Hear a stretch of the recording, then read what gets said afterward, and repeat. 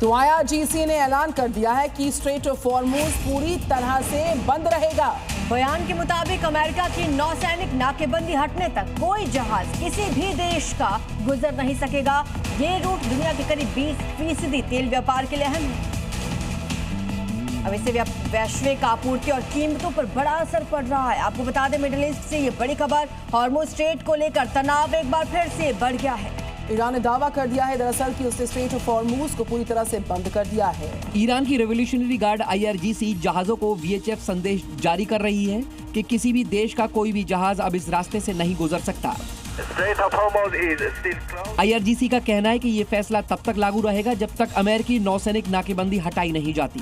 साथ ही ईरान ने यह भी कहा कि अब इस जल मार्ग से गुजरने के लिए उसकी मंजूरी लेनी होगी। ईरान ने डोनाल्ड ट्रंप के बयानों को भी खारिज करते हुए कहा कि उनकी बातों की कोई भी विश्वसनीयता नहीं है।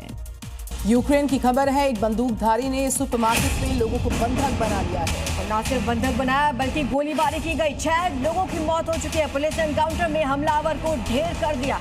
इधर चीन के शिनजियांग में खतरनाक रेत तूफान ने जनजीवन को ठप करके रख दिया। विजिबिलिटी 0 तक जा पहुंची। हालांकि अचानक हुई इस बरसात ने हालात में तेजी के साथ सुधार भी कर दिया है।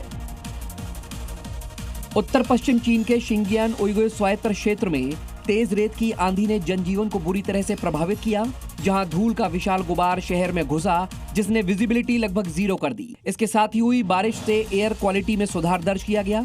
मौसम विभाग के मुताबिक बारिश से हवा में मौजूद कण कम होते हैं।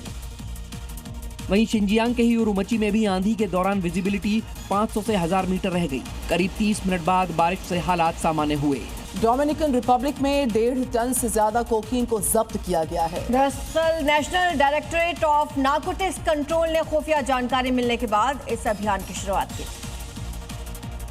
ड्रग तस्करों के खिलाफ ऑपरेशन में navy, air force, army, state intelligence agencies और अमेरिकी ड्रग एनफोर्समेंट एडमिनिस्ट्रेशन भी शामिल था। डोमिनिकन अधिकारियों ने समुद्र में स्पीड बोट का पीछा करने के बाद 1.6 टन कोकीन जब्त की। तलाशी के दौरान अधिकारियों को 32 फुट लंबी नाव के अंदर फ्यूल कंटेनरों के साथ संदिग्ध ड्रग्स के 57 बंडल मिले, लेकिन तस्कर पकड़े जाने से पहले ही फरार हो गए। तस्करों ने घिरने के बाद सिक्योरिटी फोर्सेस पर फायरिंग की और नाव छोड़कर जरागुआ नेशनल पार्क में भाग गए। हालांकि पूरे ऑपरेशन में कोई घायल नहीं हुआ।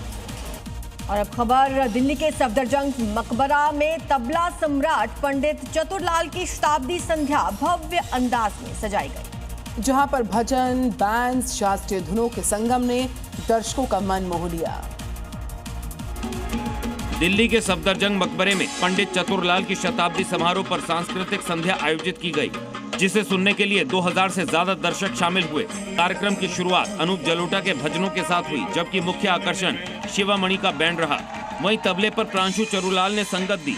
समारोह में दलेर मेहंदी, सोनल मानसिंह समेत कई अंतर्राष्ट्रीय मेहमान भी मौजूद रहे। 1965 में निधन के बावजूद पंडित चतुरलाल की विरासत आज भी भारतीय शास्त्रीय संगीत को दिशा दे रही है।